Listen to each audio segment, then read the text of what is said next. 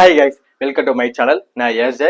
நம்ம வந்து ஒரு யோகியின் செய்யறது புக்ல விஷயம் என்ன பார்த்துட்டு இருக்கோம். அது வந்து லாஸ்ட்ல நம்ம என்ன பார்த்துருந்தோம்னா, இந்த மாதிரி முகுந்தன் என்ன பண்ணுவாரு, அவருடைய குரு சொல்றதை கேட்காம நான் வெளியே போய் குருவை தேட போறேன் அப்படின்னு சொல்லிட்டு வெளியே போவாரு.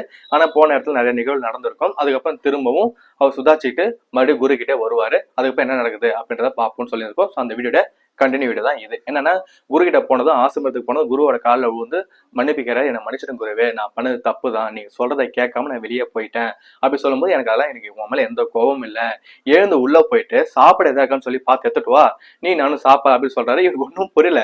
வெளியே போயிட்டு ரொம்ப நாளுக்கு அப்புறம் உள்ள வந்துக்கிறாரு. ஆனா ஏதோ ஒரு 1 மணி நேரம் 2 மணி நேரம் தான் இவர் 2 பேரும் பார்க்காம இருந்த மாதிரி ஃபீல் பண்ணி அவர் பேசுறாருன்றது இவர் சொல்றாரு.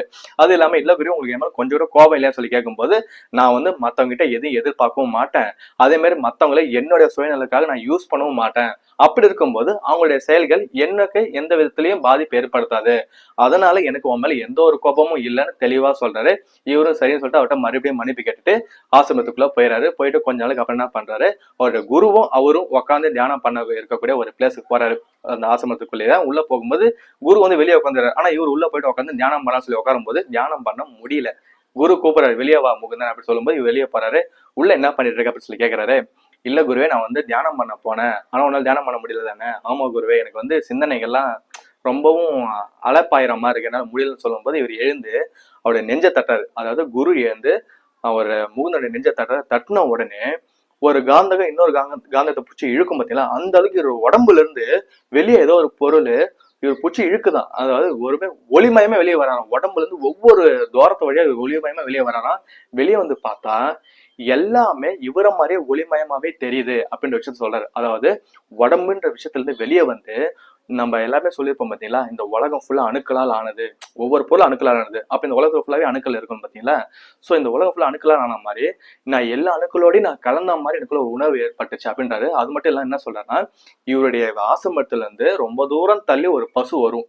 அந்த பசுவை இவர் ஆசிரமத்துக்கு வெளியே இருந்து பார்த்தா எந்த அளவுக்கு கிட்ட பார்க்க முடியும், கிட்ட வரும்போது அந்த அளவுக்கு அவர் இருந்த இடத்துல இருந்து நான் கிட்ட பாக்குறேன் அப்படின்ற விஷயத்த சொல்றாரு. அது மட்டும் இல்லாம எல்லா மரம் செடி அப்புறம் எல்லா பொருளுக்குள்ளயும் ஊடுருவி போறாராம். அப்படி போகும்போது அந்த மரத்துல வந்து நமக்குள்ள வந்து அந்த ரத்தம் ஓட்டம் இருக்கும் பாத்தீங்களா, அந்த மாதிரி மரத்துல வந்து அந்த சாறு எல்லாம் ஓரும் மேல கீழே, அதெல்லாம் வந்து கண்குளரா பாக்குறாராம். அந்த அளவுக்கு ஒரு பிரமிப்பான ஒரு விஷயத்த நான் பார்த்தேன் அப்படின்ற விஷயத்த சொல்றாரு.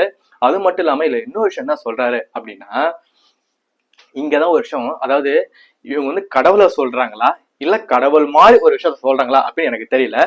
பாக்குற நீங்களே டிசைட் பண்ணிக்க. அதாவது அவர் சொல்லக்கூடிய விஷயத்த நான் உங்களுக்கு புரியற மாதிரி கொஞ்சம் சொல்றேன். என்னன்னா, இப்ப வந்து நம்ம வந்து ஒரு ஊர்ல இருக்கிறோம். இப்ப வந்து நான் விழுப்புரத்துல இருக்கிறேன். ஸோ விழுப்புரத்தை ஜூம் அவுட் பண்ணா தமிழ்நாடு, அதை ஜூம் அவுட் பண்ணா இந்தியா, அதையும் ஜூம் அவுட் பண்ணா ஆசியா கண்டம், அதையும் ஜூம் அவுட் பண்ணா உலகம்.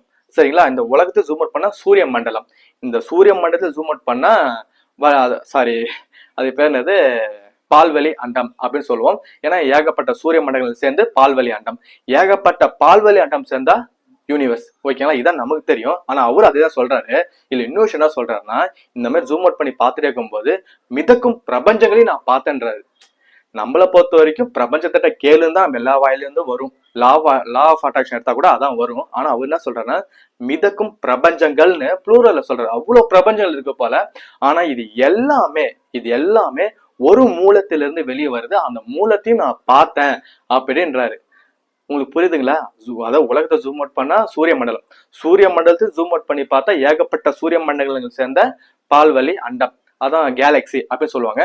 அதுவும் ஏகப்பட்ட கேலக்சி சேர்ந்தது யூனிவர்ஸ். ஆனா அவர் என்ன சொல்றாரு, மிதக்கும் யூனிவர்ஸ், அதாவது மிதக்கும் பிரபஞ்சங்களை நான் பார்த்தேன். அப்படி இருந்தும் இது எல்லாமே அந்த மிதக்கல் பிரபஞ்சங்கள் கொண்டு எல்லாமே ஒரு மூலம், ஒரு சூட்சமான ஒளி மூலத்திலிருந்து வெளியே வருது அப்படின்ற விஷயத்த சொல்றாரு. அப்ப அந்த சூட்சமான ஒளி தான் எனக்கு தெரிஞ்சு கடவுளா இருக்கணும். நீங்க என்னன்றது டிசைட் பண்ணீங்க, பார்த்தேன் அப்படின்ற விஷயத்த சொல்றாரு. கொஞ்ச நேரம் கழிச்சு எல்லாமே நார்மல் அந்த நார்மல் பிளேஸுக்கு வந்துடுறாரு. வந்தோடனே குருவோட காலை சாஷ்டாகமா விழுந்து வணங்குறாரு.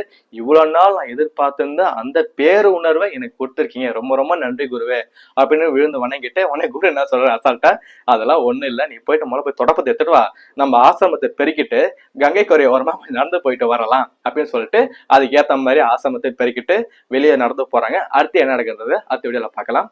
பாய்.